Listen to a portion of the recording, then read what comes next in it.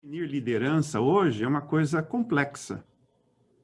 Alguém disse que definir liderança é como definir a palavra amor. Todo mundo tem uma definição bonita.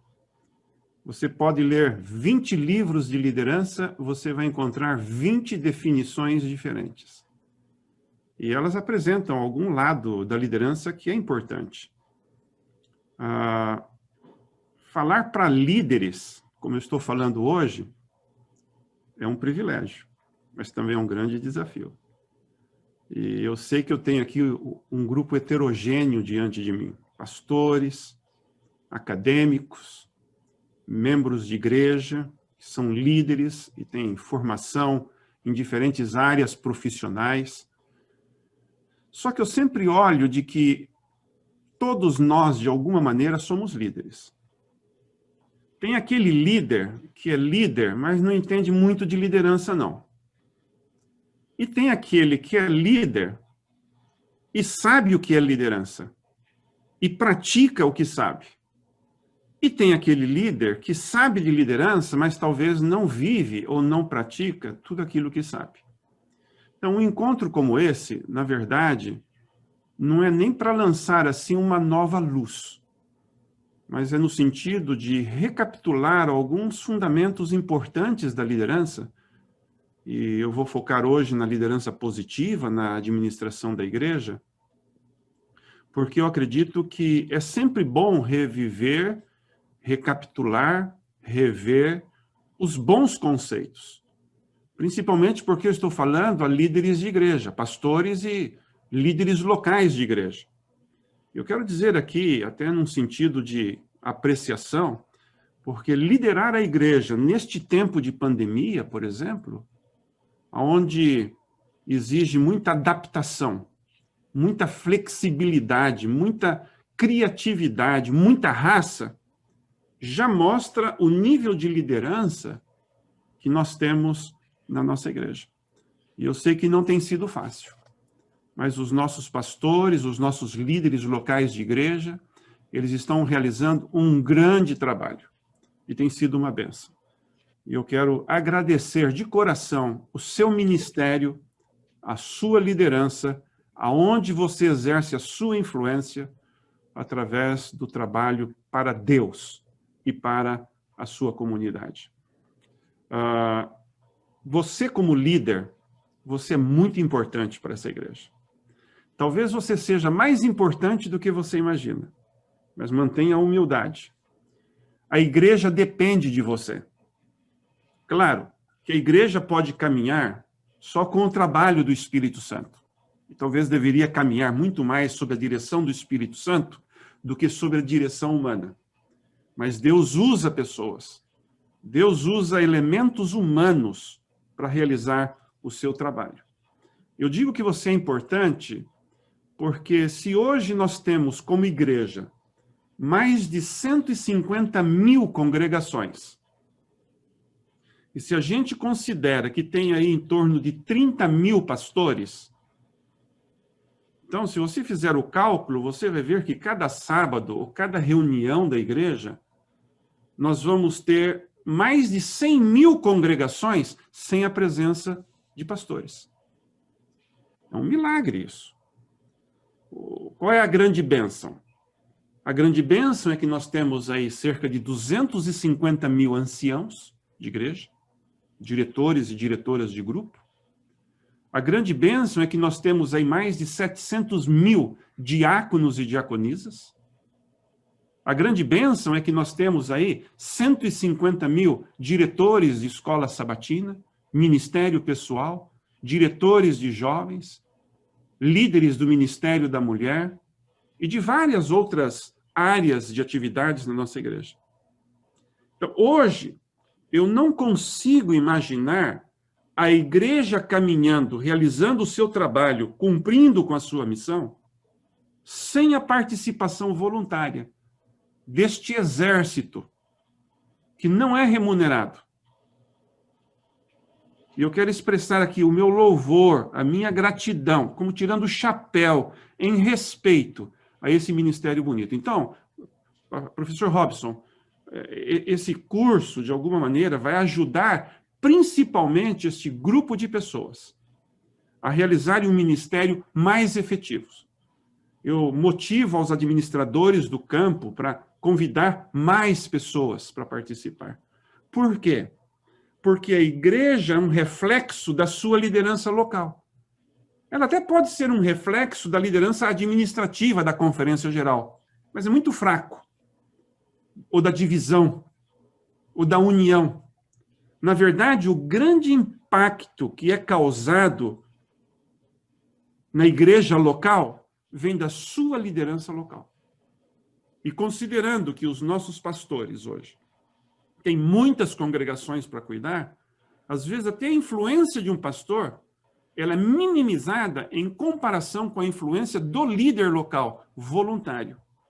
Então, minha palavra de gratidão.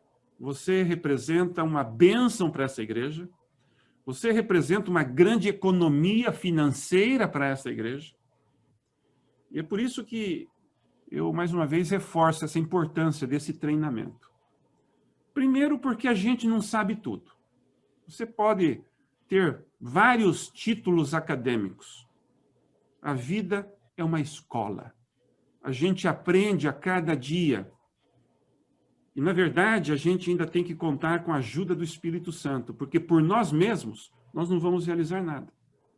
A terceira pessoa da Trindade é aquela que está envolvida num ministério também de capacitação. Então, veja só, Deus chama, a igreja elege, o Espírito Santo nos capacita, e é através do uso dos nossos dons espirituais que nós vamos realizar esse ministério. Neste treinamento, eu tenho um pedido. Esteja, não só neste, como em todos, esteja com a mente aberta, esteja com o coração aberto, porque num treinamento a gente tem que ter habilidade para aprender. E também tem que ter a sensibilidade para desaprender aquelas coisas que talvez não sejam tão boas, mas que por muitos anos a gente mantém como uma tradição, como um costume, não é? Eu gosto muito daquele verso bíblico que está em Jeremias, capítulo 3:15. Foi o lema da nossa formatura de teologia em 1983, que dizia assim, o texto diz assim: eu vos darei pastores, líderes, anciãos, segundo o meu coração. Olha que coisa linda.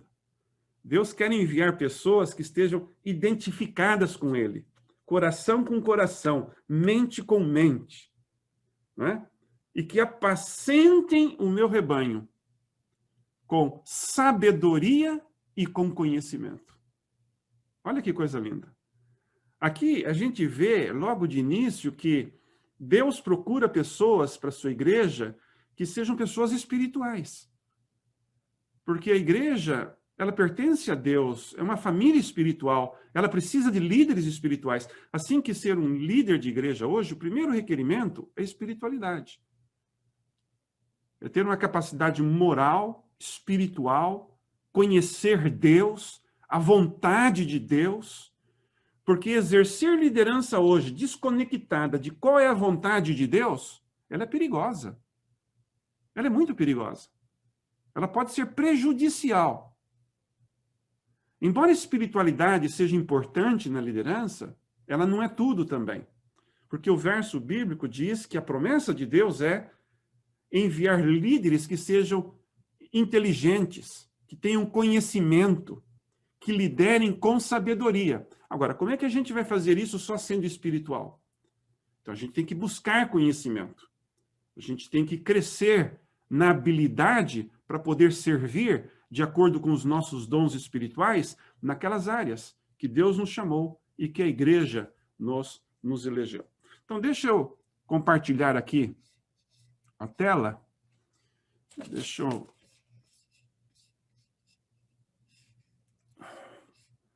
Onde é que está aqui?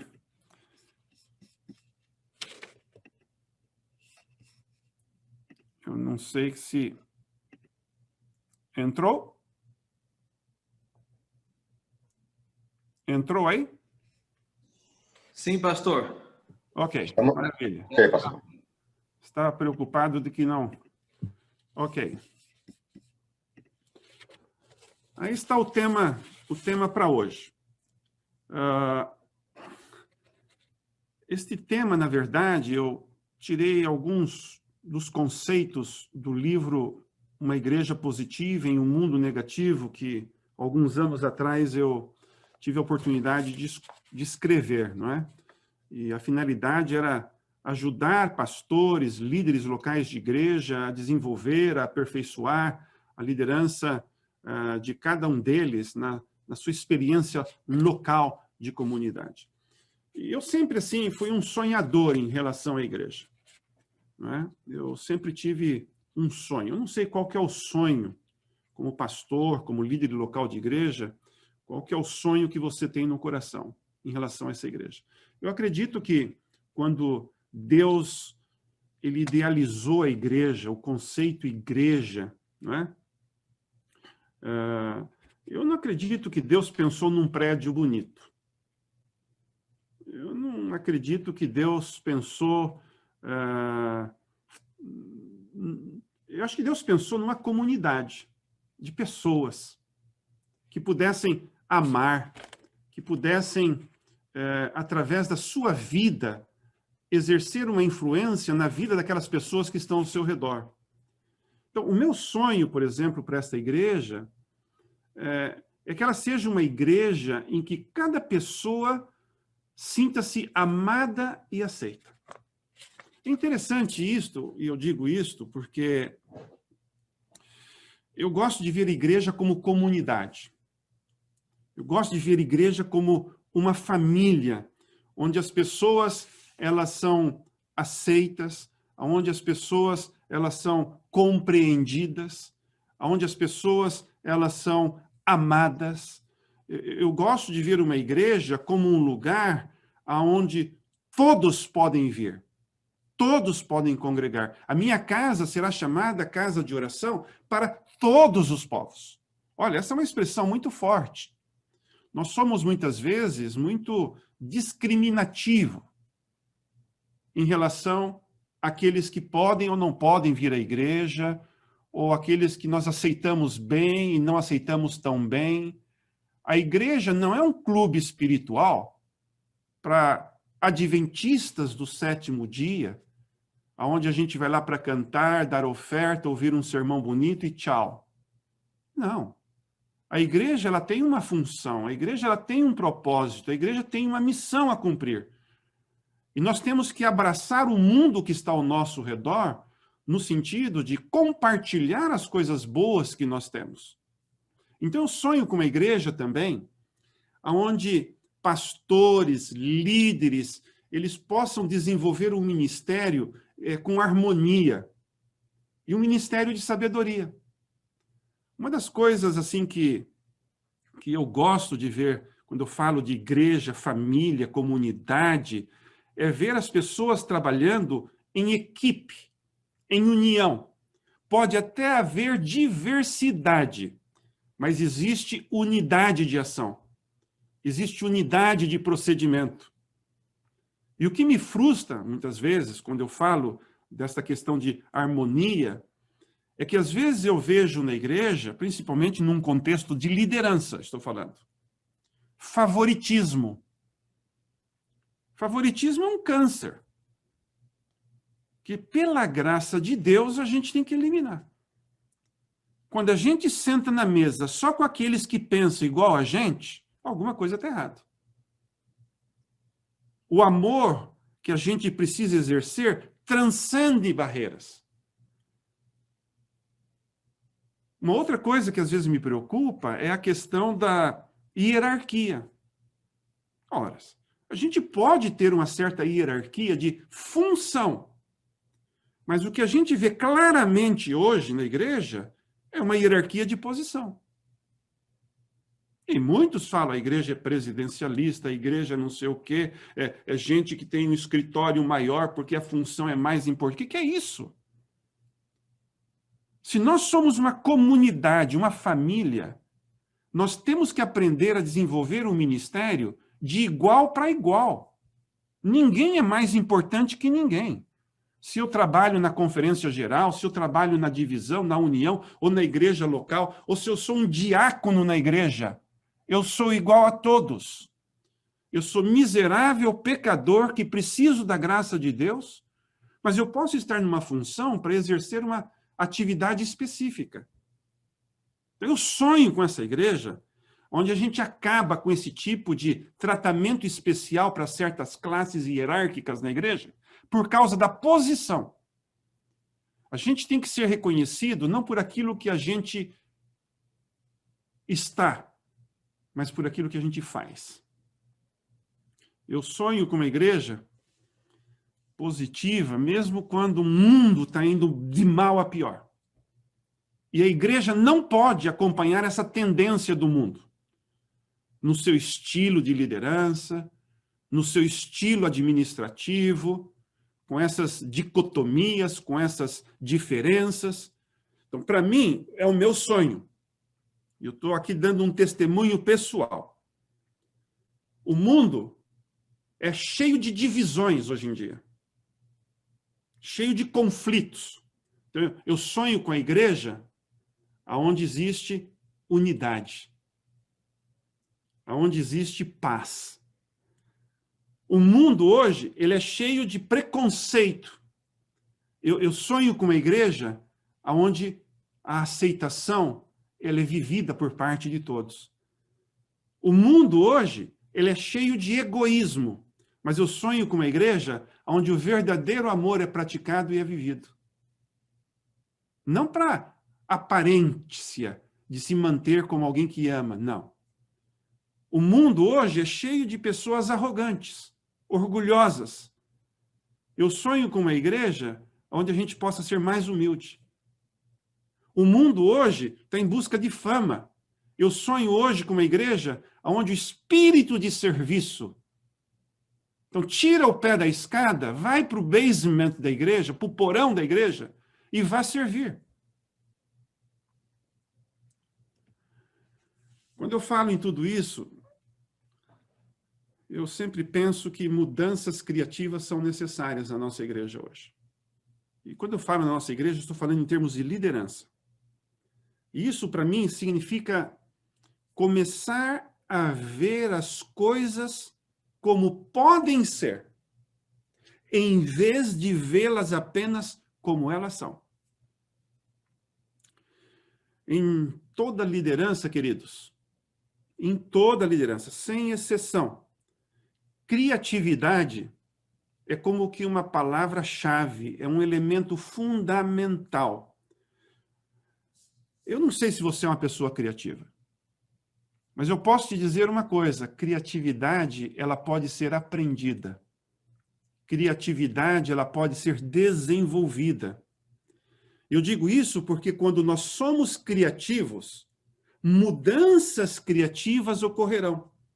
E qual vai ser o resultado? Coisas boas. Coisas boas vão acontecer. Então, quando os líderes de igreja, eles são criativos em desempenhar as suas atividades, as suas responsabilidades, eles vão acabar descobrindo soluções práticas e sábias para muitos desafios e problemas que, como igreja, hoje nós estamos enfrentando. Eu não sei se você já ouviu esta expressão, eu até uso naquele meu livro, sair do caminho da vaca, ou sair do trilho do bezerro. Você conhece, talvez, o campo, o gado, ele sempre anda pelo mesmo trilho.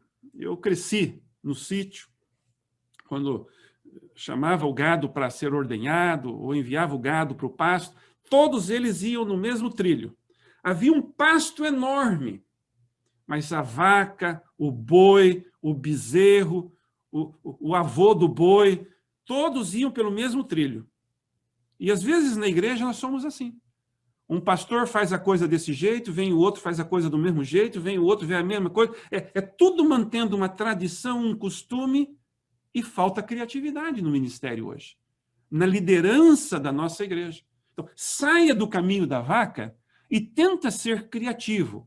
Agora, a criatividade, é a habilidade de fazer algo novo, de enxergar uma ideia de maneira diferente e dar nova forma àquilo que já existe.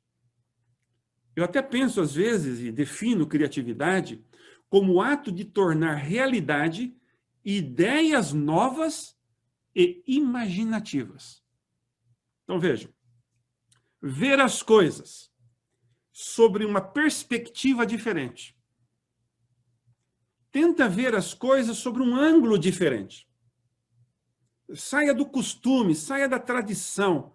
Se você é pastor, se coloque numa visão de membro de igreja.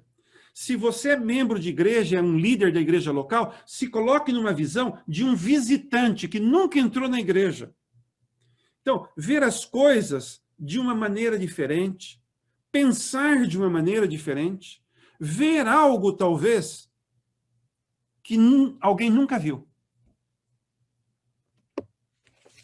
Bom, mudanças criativas são saudáveis, mas eu também acho que mudanças criativas são necessárias hoje na nossa liderança. Em muitos lugares, a gente tem que ter mudanças urgentes para melhor. Não vai sair por aí inventando e criando coisas sem pensar, sem refletir, que você vai criar problemas. Agora, Gandhi, ele já dizia uma coisa interessante. Gandhi dizia assim: seja você mesmo a mudança que deseja ver no mundo. Então, não comece a querer mudar a igreja e nem a congregação. A mudança tem que começar com você. E lembre-se que a sua liderança vai ser refletida na sua congregação. Então, certos problemas e desafios que surgem hoje na igreja, eles podem ser, assim, alguns indicadores de que alguma mudança, algum ajuste precisa acontecer. Então, seria uma atitude sábia por parte dos líderes espirituais refletir, avaliar de maneira honesta como estamos conduzindo a igreja. Então, essa questão de refletir e avaliar hoje, ela precisa ser fortalecida na igreja. Se não existe avaliação, nós vamos continuar repetindo os mesmos erros, ano após ano. Então, nós precisamos perguntar a nós mesmos: que coisas existem na igreja que não promovem a unidade e o bem-estar dos membros? Que coisas estamos praticando que não têm sido boas e que deveriam ser mudadas ou aprimoradas? O que a gente pode fazer de melhor numa escola sabatina? O que a gente pode fazer de melhor num culto? O que a gente pode fazer de melhor num plano de visitação? O que a gente pode fazer de melhor no atendimento aos necessitados dos membros da igreja? Ou mesmo da comunidade que está ao nosso redor. Então, a gente precisa avaliar a realidade. E no processo de avaliar a realidade que temos hoje na igreja, com a intenção de identificar os erros, talvez, que estamos cometendo, poderia aqui dedicar bastante tempo para dizer do que estamos acertando. Mas hoje nós queremos mostrar um aspecto daquilo que nós precisamos, talvez, melhorar. Então, nesse caso, a gente tem que ser sensível para os sinais emitidos pelos membros da igreja. Nós não podemos ser insensíveis aos sinais que estão diante de nós. Então, essa sensibilidade o líder precisa ter. Eu até conto uma história no livro do avião que estava pronto para sair, mas o piloto e o copiloto não haviam chegado. E a tripulação ali, todo mundo estava já ficando nervoso, gente querendo chegar na hora certa, no destino final. De repente, chega o copiloto, de óculos escuros, com um cachorrinho conduzindo ele para a cabine de comando lá. O pessoal olhou e falou: veja, o copiloto é cego. Um cachorrinho está dirigindo ele, porque nem ele sabe encontrar direito onde ele deve sentar. Bom, vamos esperar o piloto. Daqui a pouco chega o piloto de óculos escuros, com um bastão na mão, tentando encontrar onde é a cabine de comando do avião. A tripulação ficou louca. Piloto e copiloto são cegos. Como é que a gente vai voar nesse avião? Enquanto o povo decidia o que fazer, a porta do avião foi fechada, o motor foi ligado, o avião começou a se locomover, o pessoal entrou em desespero. E quando o avião pegou a pista para sair e levantar pouso? O avião corria e não levantava pouso. pessoal olhando pela janela, vendo que a pista já estava terminando, que o avião ia bater no final lá da pista. Num desespero, todo mundo gritou, vai bater! E nessa hora o avião levantou voo. O piloto comentou com o copiloto, meu amigo, hoje o pessoal demorou para gritar, hein? O grito da tripulação para os cegos era o sinal de que era hora para decolar, para os dois pilotos cegos. Às vezes na igreja, a igreja está gritando, está reclamando, está comentando. E nós, como líderes, nós não escutamos. Somos como que cegos para uma realidade que nós deveríamos estar abertos para podermos melhorar aquilo que não está tão bom e aprimorar aquilo que é bom. Então, o que eu sempre digo é que existe sempre um caminho melhor, ok? Os líderes que não desenvolvem o hábito de avaliar, de considerar novas ideias, eles vão perder a grande oportunidade de fazer a diferença no seu tempo. É sair do caminho da vaca, em outras palavras. Tem líderes que eles andam no mesmo caminho, mesmo estilo de liderança, ano após ano.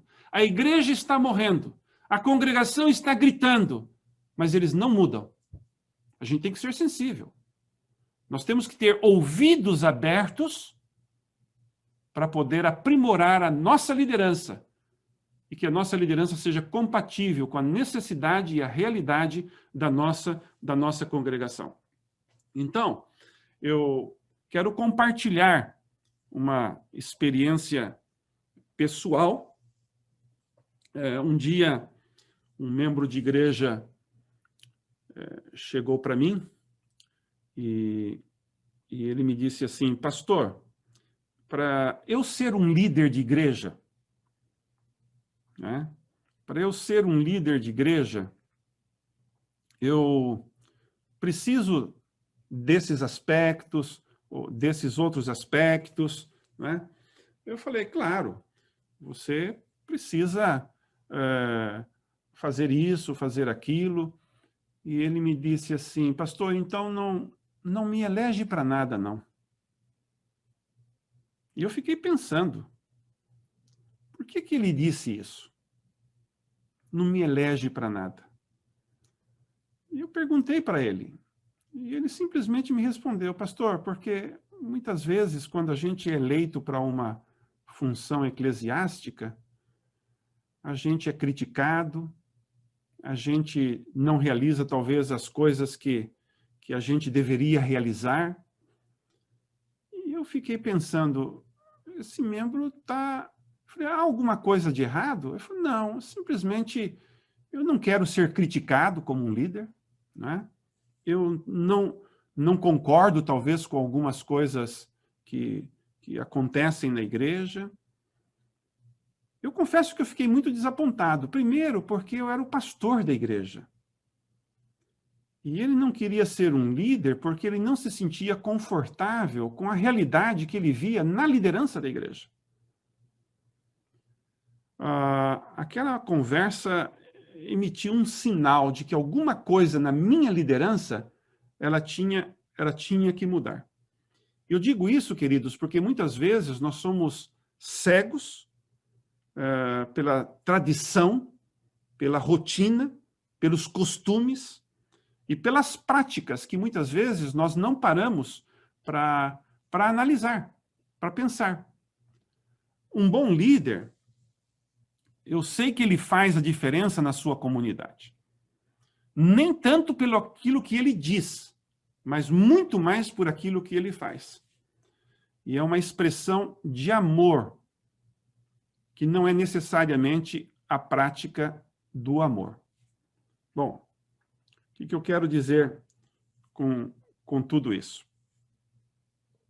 Quando a gente é líder de igreja e a gente vê certas coisas erradas na igreja e às vezes a gente não consegue corrigir estas coisas, alguma coisa está faltando na nossa liderança. E eu fiquei pensando seriamente o que aquele irmão queria dizer. E eu cheguei a uma conclusão de que ele não estava errado muito nas suas colocações. E eu fiquei pensando, porque líder tem que pensar. Como fazer as coisas caminharem de uma maneira melhor?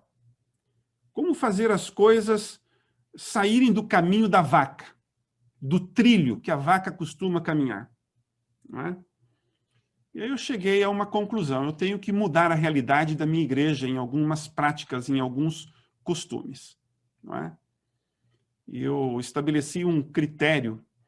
E eu cheguei um sábado pela manhã, depois de pensar, depois de refletir. Eu cheguei para a igreja e disse, olha, eu queria, antes de pregar o sermão de hoje, ou apresentar a mensagem de hoje, eu gostaria de compartilhar uma coisa, de que a partir de hoje, aqui na igreja, eu gostaria que fosse proibido falar mal. Falar mal de qualquer pessoa. Se você tem alguma coisa contra o teu irmão, siga o princípio bíblico de Mateus 18. Vai lá, conversa com ele, se acerte com ele. Eu não quero, por exemplo, permitir que um membro fique falando mal de um outro membro publicamente. Ou que venha até para mim, pastor, falar mal de um outro membro. Se você tem algo contra o teu irmão, siga o princípio bíblico de Mateus 18. Vai lá em particular e se acerte com ele. Bom, o princípio bíblico vocês conhecem. Neste princípio, Jesus está nos mostrando a maneira como os conflitos entre os cristãos devem ser resolvidos, a fim de que possam finalmente se reconciliar, afastando todas as dissensões possíveis que possam existir. Existe um perigo na nossa igreja hoje, que eu chamo o perigo do negativismo. O mexerico, a fofoca, promove o negativismo, controvérsias e sensacionalismo. O indivíduo que estiver realmente preocupado em solucionar um problema, ele confrontará em particular a pessoa com quem está preocupado e expressará a sua preocupação particularmente para com ela. Bom, o que significa isso? Ellen G. White, ela escreveu sobre estas coisas. Tem muitas citações de Ellen G. White. Ela diz assim que aqueles que praticam o mal com a sua língua mexeriqueira, que espalham a discórdia por meio de ideias e pensamentos egoístas, de ciúmes, de boatos ou cobiça, entristecem ao Espírito Santo de Deus. Isso é uma grande verdade. Um outro pensamento: uma igreja viva não será uma igreja mexeriqueira. Olha que coisa interessante. Que dissemina a dúvida, a desconfiança, os boatos e o ciúme no coração e na mente dos outros. Mas será uma igreja que trabalha diligentemente. Os membros serão vasos escolhidos do Senhor para levar a mensagem de salvação a outros. Interessante que, quando eu estava diante da igreja, eu disse para a igreja, naquele sábado de manhã, que nós deveríamos mudar o rumo um pouco do nosso comportamento ético. Primeiro, que deveríamos lutar com todas as forças para preservar a imagem e o bom nome dos membros da igreja. Não difamar ninguém. Publicamente ou particularmente, se você tem algo contra o teu irmão, vai lá, Mateus 18, e conversa com ele. Não precisa nem vir para mim como um pastor, para falar, fofocar ou alguma outra coisa. Então, evitar comentários negativos, fofocas, mexericos, evitar espírito de crítica, de acusação, de maledicência. Isso é função não só da igreja, mas muito mais dos líderes da igreja. Porque, às vezes, infelizmente, o mexerico e a fofoca ocorre mais no nível da liderança do que até mesmo no nível da comunidade que nós estamos liderando. Então, eu apresentei uma proposta para a igreja, naquele sábado de manhã antes de pregar. Eu disse assim: queridos, nós temos que melhorar. Existem muitas coisas das quais nós precisamos melhorar. E esta é uma delas, como comunidade. Eu aprecio muito aquilo que nós somos como igreja.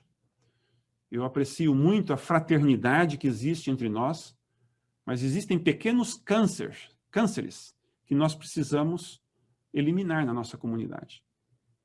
E eu quero ser um exemplo. Eu quero ser um exemplo.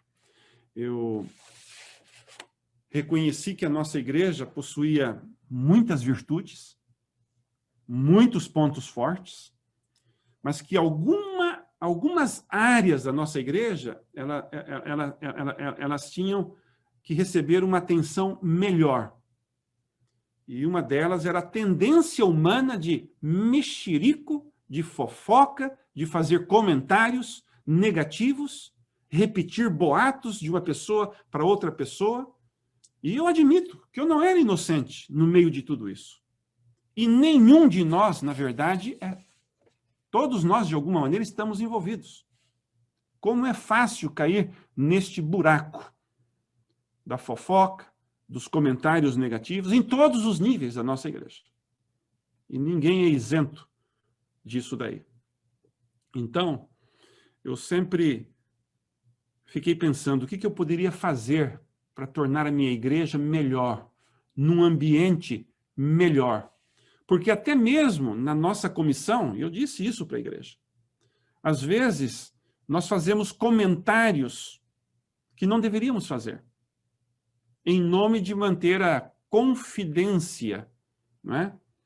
Quando nós nomeamos alguém para alguma função eclesiástica, ou quando fazemos algum tipo de comentário, como resultado de muitos comentários negativos em privado ou em público, membros já em alguns lugares não querem ser nomeados. E quando aquele membro de igreja que veio conversar comigo, ele veio com a seguinte pergunta, ele me disse assim, ele foi muito discreto. Ele falou assim, pastor, para eu ser nomeado para alguma função eclesiástica, o meu nome tem que passar pela comissão da igreja? Olha como tudo começou. E eu disse, claro. Eu até uso uma expressão, eu digo assim, o seu nome tem que ser apreciado pela comissão. E você sabe o que ele me disse? Pastor, se é assim, não me nomeia para nada. E eu disse, mas meu irmão, o que está acontecendo? Ele falou, não é, pastor, a verdade é que quando o nome da gente vai para a comissão, vocês gastam mais tempo falando mal, pontos negativos, do que fazendo considerações positivas. E ele me disse assim, não, por favor, não me indique para nada. Olha só. E eu era o pastor da igreja. Eu era o presidente da comissão da igreja. Quantas práticas, quantos costumes a gente tem na igreja e a gente não abre os olhos para ver os erros que nós estamos cometendo. E por causa destes muitos erros, o nível de compromisso dos membros, principalmente com cargos eletivos, funções, aliás, eletivas, está caindo. Tem muita gente que não quer saber de ter nenhuma função na igreja. E os membros não querem ser nomeados para nada. Então, eu decidi uma coisa. Eu vou tentar mudar essa realidade. E vai começar por mim. E vai começar pela minha congregação. Olha, nós podemos não estar seguros dos futuros resultados das decisões de hoje.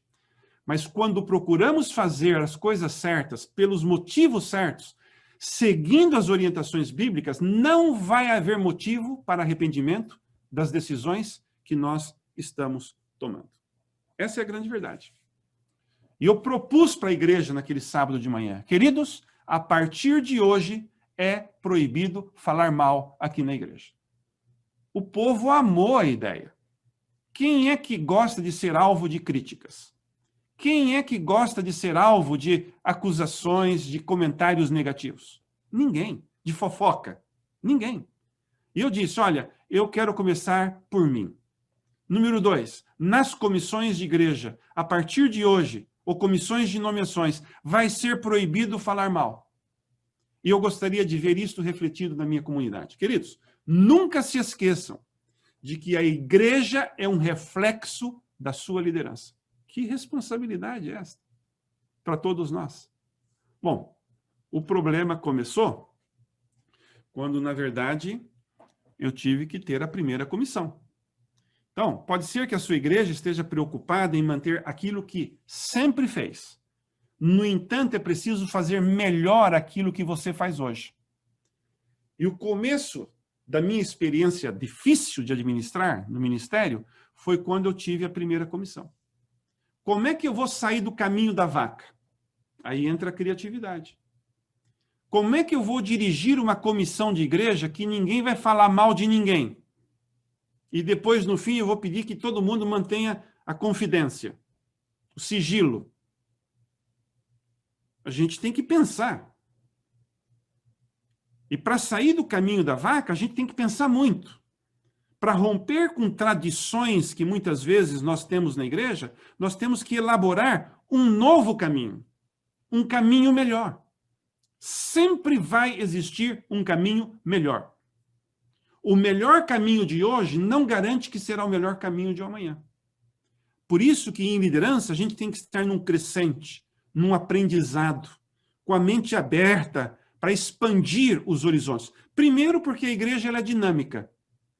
As mesmas práticas de liderança que eu uso hoje podem ser não tão boas no dia do amanhã.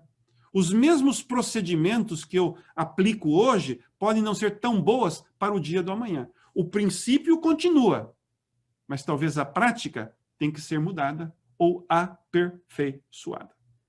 Então, eu me lembro que, quando eu cheguei na primeira comissão, depois de pensar, de orar, os membros da comissão da igreja estavam lá e eu disse para eles, olha, vocês se lembram daquele sábado, quando eu fiz um desafio à igreja de que é proibido falar mal, de que eu iria dar o exemplo, de que na comissão também seria proibido falar mal? E o pessoal falou, não, lembramos, pastor. Mas eles não tinham nem ideia de como proceder. E eu disse, então vejam, a partir de hoje, vamos tentar fazer o nosso melhor.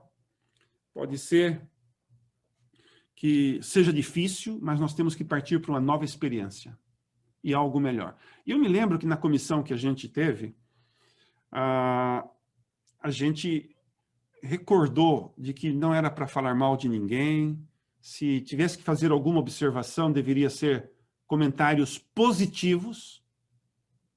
E os membros entenderam, aparentemente. Não completamente, mas aparentemente. E naquela comissão primeira que nós tínhamos que escolher um ancião de igreja, entre os vários itens da agenda. E quando chegou neste item, eu pedi para que eles me dessem alguns nomes como sugestões. Então, deram o nome do irmão Pedro, outro falou, olha, o nome do irmão João, o outro disse, olha, o nome do irmão José. Olha, tá bom, temos aqui 3 bons nomes, eles são membros de igreja, isso é importante, quando a gente vai eleger alguém na igreja local, eles têm que ser membros da igreja local. E eu disse, vamos agora analisar estes nomes, não é? Vamos um por um, e vamos ver aí o que nós podemos fazer para escolher o melhor candidato para servir a igreja como um ancião. E eu me recordo quando eu disse assim, vamos para o primeiro nome, irmão Pedro.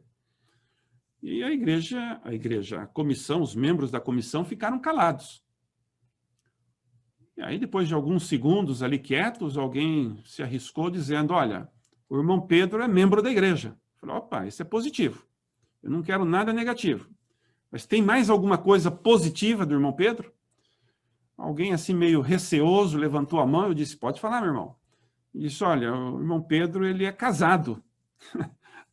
E tem 2 filhos. Eu falei, olha, que bom, ter família é importante, mas a gente pode eleger anciãos solteiros também. Não é um requerimento bíblico que o ancião seja casado. E se é casado, que seja casado só com uma mulher. Esse é um requerimento bíblico. Não é? Mais alguma coisa boa a respeito do irmão Pedro? E a turma ficou quieta. Vocês notem aí que o silêncio fala muito. O silêncio fala muito. Se não há nada mais para falar do irmão Pedro, vamos para o próximo nome. Irmão João. Aí alguém já falou rapidamente, ele também é membro da igreja, ele também é casado. Eu falei, sim, eu quero saber alguma coisa a mais. Olha, ele sempre está na igreja, é um cristão assíduo.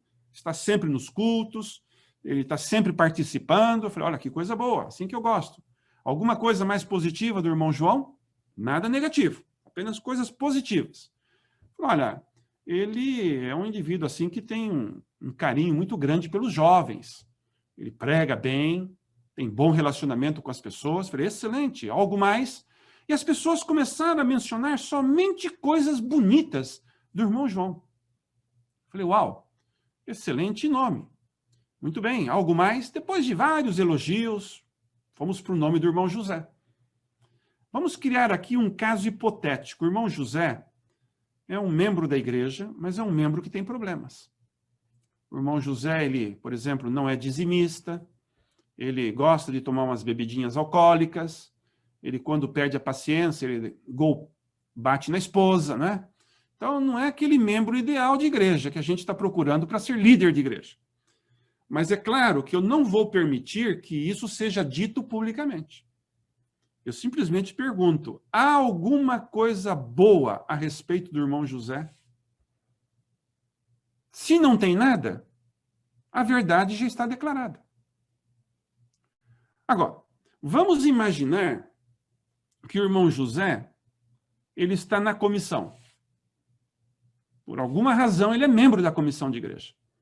Eu sigo aquele critério, aquele costume que a gente tem de que quando um nome vai ser analisado, a gente pede para a pessoa sair da comissão. Então, eu digo para os membros da minha igreja, se alguém está na comissão, saiu e você tem algo negativo, você vai lá fora, ou algo mais para comentar, e conversa com a pessoa particularmente. É o princípio bíblico de Mateus 18. Nesse caso, vamos imaginar que eu sou a única pessoa que sei o problema do irmão José. Eu não vou dizer publicamente. Eu vou lá fora e vou conversar com o irmão José, como a Bíblia diz, em particular. Falei, irmão José, eu estou aqui porque o meu trabalho não é de envergonhar ninguém. É missão da igreja preservar o nome dos seus membros. E essa é minha responsabilidade também. Então, veja, o seu nome está lá sendo indicado, você tem uma boa reputação diante da igreja, mas eu sei que você não é dizimista, por alguma razão, eu sei que você está tomando bebidas alcoólicas, eu sei que você está sendo muito rude com a sua esposa. Você, no momento, não é o tipo de líder espiritual que nós estamos buscando para a igreja. Então, a minha sugestão é que você peça para o seu nome ser retirado da lista de indicação. Eu volto para a comissão. E aí eu chego, irmãos, temos 3 nomes, 3 membros de igreja, e nós temos que fazer a decisão agora, quem é que vai ser a indicação para ancião de igreja. Então, vamos votar. E o irmão José levanta a mão. E ele diz, pastor, eu tenho uma observação a fazer e um pedido. Eu gostaria que o meu nome fosse retirado da lista. Eu até posso dar a entender que eu não estou sabendo de nada. Eu digo, irmão, está seguro disso? Sim, pastor, por motivos particulares, pessoais, eu gostaria de tirar o meu nome da lista. Então é o seguinte, quando alguém pede para tirar o seu nome da lista, mesmo da lista de membros de igreja, como um motivo particular, o manual da igreja diz que não se abre para observações. Cabe à comissão aceitar ou rejeitar. Nesse caso, não está se tratando de tirar o nome dele do livro da igreja, mas eu digo, olha, ele está por motivos pessoais pedindo para retirar o nome. Cabe a nós aceitar ou rejeitar. A comissão aceitou, então retiramos o nome do irmão José. Agora, quem é que vocês acham que vai ser indicado para ser ancião da igreja? O irmão João. Claro. Por quê? Porque é o que recebeu mais elogios. É o que tem mais pontos positivos. O que significa isso? Isso mostra que para nomearmos alguém não é preciso falar mal de ninguém na comissão. As pessoas elas devem ser nomeadas não porque têm menos problemas, mas sim porque têm mais virtudes. Olha como muda a perspectiva numa eleição.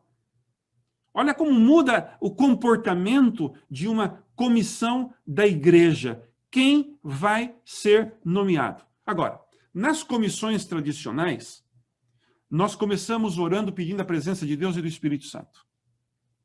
E aí começa a fofoca, começam as críticas, começa a maledicência. E aí, Quem é que vem para a sala da comissão?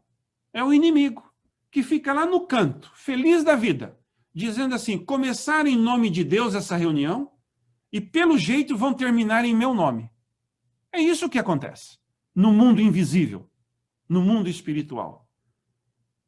Então, quando termina a comissão da igreja, no sistema tradicional, o pastor ele fica até com a consciência pesada de tanta coisa negativa que foi falada na comissão. E aí ele diz assim, irmãos, eu vou pedir que todo mundo mantenha sigilo de tudo que foi conversado aqui. Queridos, vocês acham que existe sigilo em comissão de igreja? Me apresentem uma comissão da igreja onde os membros mantêm 100% de sigilo. Não existe. E se não existe, por que a gente gosta de se enganar pedindo sigilo? A gente tem que aprender a liderar a igreja, passar para um outro nível, talvez, de liderança. Não existe. Nas comissões da minha igreja, como é proibido falar mal, todo mundo fala só coisas boas. Quando termina a comissão, eu não peço mais sigilo. Eu digo, olha, o que nós conversamos aqui, vocês podem conversar lá fora. Vai ser um favor, vai ser um elogio que vocês vão estar fazendo para as pessoas das quais os nomes foram analisados aqui. Agora, nas comissões de nomeações tradicionais, o tesoureiro sempre está lá, e quando um nome vai ser indicado, ele diz, esse daí não pode, pastor, porque ele não é dizimista. Essa é a tradição da igreja. Olha, na igreja nós temos boas tradições, vamos manter. Mas essas tradições que não têm nenhuma bênção, não traz nenhuma harmonia, não contribui para nada, vamos eliminar. E eu disse depois em particular para o tesoureiro da minha igreja, escuta, por que você fez aquele comentário público? Quem te disse que um tesoureiro pode publicamente dizer quem é e quem não é dizimista? Aonde está escrito isso? O trabalho, o ministério de um tesoureiro ou do diretor de mordomia é visitar as pessoas que não estão contribuindo, que não são fiéis, e não denegrir a imagem deles publicamente. E eu disse para ele, muito firmemente, em particular, se você fizer um outro comentário negativo de um membro publicamente que não é dizimista, você não será mais o tesoureiro da igreja. E ele aceitou o desafio. E nunca mais repetiu aquela ideia. Então, queridos, nós não podemos começar a colocar certas atitudes em público que não são compatíveis nem com o princípio bíblico e nem com a ética. Quando eu passei a colocar em prática este plano de evitar a falar mal, comentários negativos, fofocas na comissão, na igreja, muitos dos problemas que nós enfrentávamos antes, como comunidade, como comissão de igreja ou comissão de nomeação, praticamente deixaram de existir. Agora, imaginemos, e eu vou dar um break daqui a pouquinho para as perguntas, imaginemos os irmãos José e João, estando ou não presentes na comissão. Então, por exemplo, se eles estão na comissão, eu vou pedir para que eles saiam. Seja para receber elogios na comissão, para falar das virtudes deles, e se for para falar algo negativo, nada público. Vai lá fora e converse com cada um deles. Agora, vamos imaginar que o irmão José, com todos os seus problemas, ok? Ele está sendo nomeado para ser ancião da igreja. Ou indicado, melhor dizendo, para ser ancião da igreja. Com todos os seus problemas. Não é dizimista, bebe, bate na esposa e assim por diante. O que vai acontecer se ele não está ali? Eu vou dizer publicamente a verdade? Não. Deixa o nome dele seguir o curso. Não é nenhum problema. Por que não é nenhum problema? Pelo menos para a minha igreja. Porque a comissão de nomeação não tem nenhuma palavra final sobre a indicação de ninguém. O nome tem que ir para a igreja, tem a primeira leitura, tem uma semana para comentários, tem a segunda leitura, exatamente para se prevenir, para não falar mal publicamente de ninguém. Então eu vou, durante a semana, visitar o irmão José. Eu chego na casa do irmão José e digo, irmão José, tudo bem? Tudo bem, pastor. Escuta, na última comissão de igreja, o seu nome foi indicado para ser um ancião. Mas eu sei que você tem problemas. Você não está dizimando, você está bebendo, você está batendo na esposa, você não é o tipo de líder espiritual que a igreja precisa no momento. Eu sei que eu tenho que fazer um trabalho espiritual com você, mas agora eu tenho que resolver o problema de maneira eclesiástica. E a minha sugestão é que você peça para tirar o seu nome da segunda leitura. E ele aceitou. Agora, eu vou confessar uma coisa para vocês. Eu nunca encontrei no meu ministério, depois que eu implementei esse sistema, um louco, um desequilibrado mental ou emocional que falasse assim, pastor, eu estou com esses problemas e eu quero ser líder da igreja. Mantenha o meu nome na lista. Nunca encontrei. E mesmo se encontrasse, existem outros caminhos para eliminar esse mal. Então, eu chego agora na segunda leitura e digo, olha, o José, ele pediu que retirasse o seu nome por motivos pessoais da segunda leitura. Então, nós vamos nos reunir como comissão para indicar um outro nome. Vocês estão entendendo como funciona? Não necessita falar mal de ninguém. Não necessita denegrir a imagem de ninguém. Esta é uma santa responsabilidade do pastor e da comunidade aonde a gente congrega. Então, queridos, evitar falar o mal é um princípio bíblico, publicamente. Se acerte com o seu irmão. Eu vou dar uma parada aqui, mas eu recordo o princípio bíblico. Uma opinião pessoal pode não valer para todas as circunstâncias, mas um princípio bíblico certamente se aplica a todas as situações. Então, faltou algumas palavras aí. Então, esse é o momento, pastor, professor Robson, em que se houver alguma pergunta, e aí vamos...